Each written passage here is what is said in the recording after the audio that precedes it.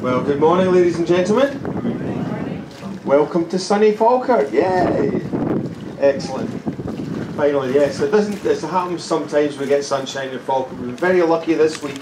We've been sunny the whole week. Long may it continue, I have to say, because you're at a very good viewpoint when you're up the top, and it's good to be able to see out the windows. So you're on motor.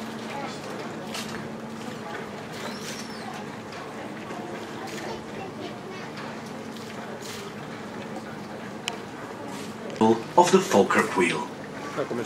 We are sure that you will enjoy this boat trip on the Falkirk Wheel, the world's first and only rotating boat lift, which continues the finest traditions of centuries-old Scottish engineering excellence and innovation.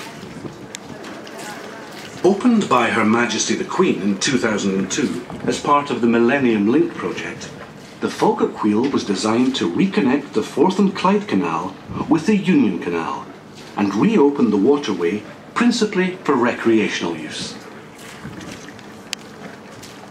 It replaces a series of 11 locks close to this site, which linked the two canals until the 1930s, when the lock system fell into disuse.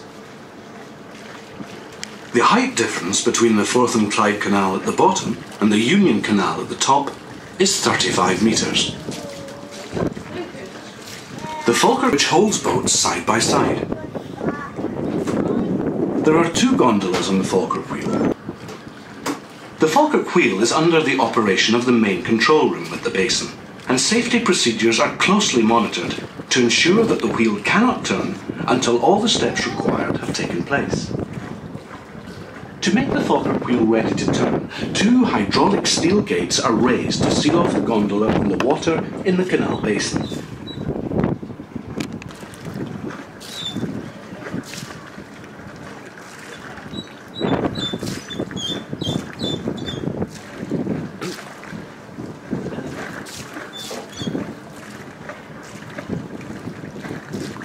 The water between the gates is then pumped out, and a watertight seal which connects the gondola and the canal basin is removed.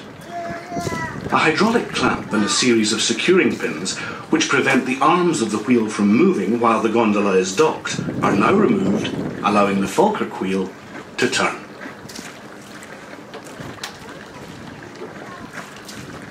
Estamos llegando, se termina la subida. Vamos a continuar el viaje por el canal.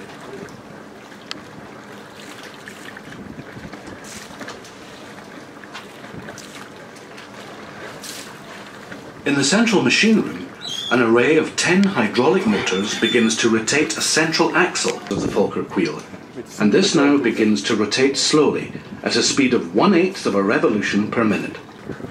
The Falkirk Wheel can turn in a clockwise or anti-clockwise direction, and the choice over which way it turns is made by an operator in the control room. To reduce wear on bearings and other moving parts, the operator will evenly distribute the number of times the wheel turns in each direction. Estamos por partir. When the gondola reaches the top of the aqueduct, a hydraulic clamp locks onto the gondola to hold it in place, while the space between the gates is filled with water. Partió nomás.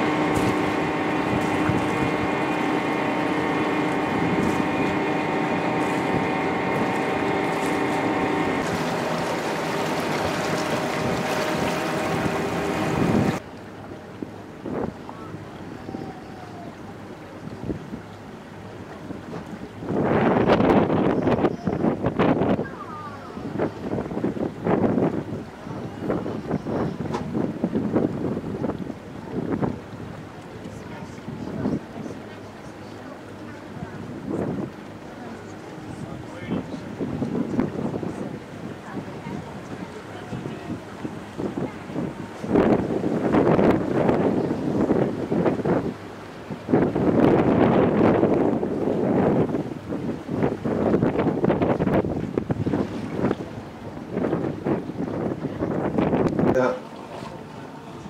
Well, there are those things sticking up in the air. What do you think they're for? A lot of people say counterweights, but it's actually not true. Does the marketing strategy sound about reasonable? Without those on board, the Falkirk wheel will either look like the Jolly Green Giant's tin opener or the world's largest double-ended ring spanner for an 8-metre nut. Stick them on the end, you get the Celtic-inspired double-headed axe, which people go, oh, I wonder what that looks like. But in actual fact, the axe thing's a lot of rubbish, because the original designer of a whale and the stanchions are representative of the rib cage. So I want to know where the head is because it stops at the dorsal fin. But yeah, that was the art part of the wheel. These things are actually dorsal fins. And it works quite well, I think. So one of our engineers, there's some work going on down there. They're electrifying the pontoons down there. Do many pleasure craft use it? Well, we've got 8 due to come back today. The Jaggy Thistle went up this morning. We've not got a government electricity to shift 1,800 tons 42 times. It's pretty impressive. Do they have to pay to come through it? We're in Scotland. You would expect, being unique in the whole wide world, us Scots would fleece you rotten, but in actual fact, to come up the Falkirk wheel, there is no charge at all. 50 quid to come back down though. The proper story, apart from the good gag, is that if you buy a boat anywhere on the inland waterways in the United Kingdom, you pay your navigation licence. It's a bit like the road fund licence for your car. You buy that, you drive on the roads. You buy your nav licence, you drive on the water. And once you've got the